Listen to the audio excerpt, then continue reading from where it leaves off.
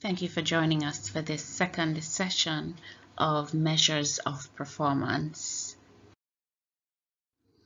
Now, to recap our learning objectives at the end of the session, what we want to be able to do is to identify, to name what those 5 approaches to measuring performance are, to be able to identify and describe the techniques used in each approach, and to describe the pros and cons of using the evaluation, of each approach using the evaluation. So today what we're going to look at is that we are going to be looking at the attribute approach, which is the second of the 5 approaches. For the attribute approach, what we're talking about is focusing on the extent to which individuals have certain attributes or characteristics and traits believed to be desirable for the company's success. So I'm sure you would have seen a performance appraisal tool that will be measuring things like punctuality and initiative. Those are attributes or characteristics. And then we can do that using 2 main techniques. The 2 main techniques would be the use of a graphic rating scale or the use of a mixed standard scale.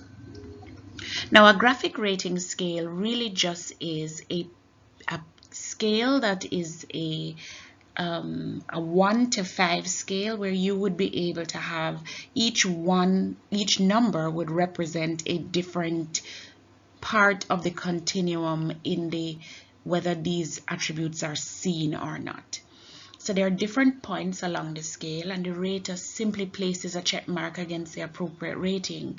It's very easy to develop, but of course it is very subjective. Here's an example of a graphic rating scale. So you would see that you can go either 1, 2, 3, 4, or 5. We expect that 5 is going to be the one that gives you the best reflection of what it is that the company would want. And so what we're measuring here is your level of knowledge, your communication skills, teamwork skills, initiative, and problem solving.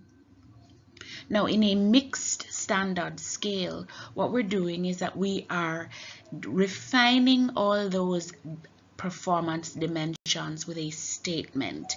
And let me just quickly show you.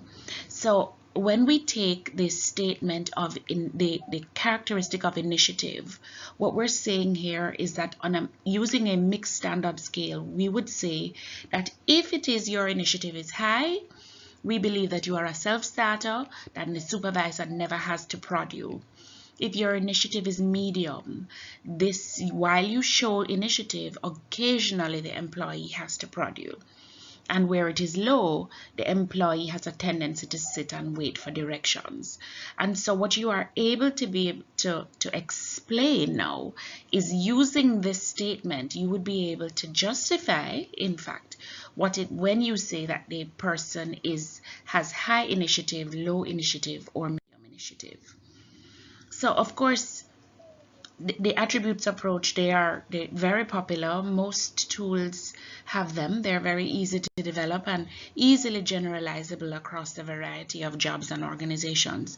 And they're reliable and valid if it is that the characteristics that you choose really are relevant to performance.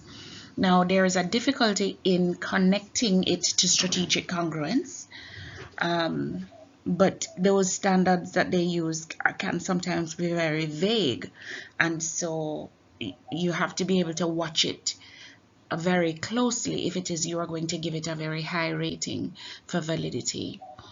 Now, you also have a difficulty with acceptability with the tool, because some people might not want to be able to feel as though a low rating for a character is something that they would want to be able to say of themselves. No employee wants to be able to hear that my character is low. There is something wrong with me.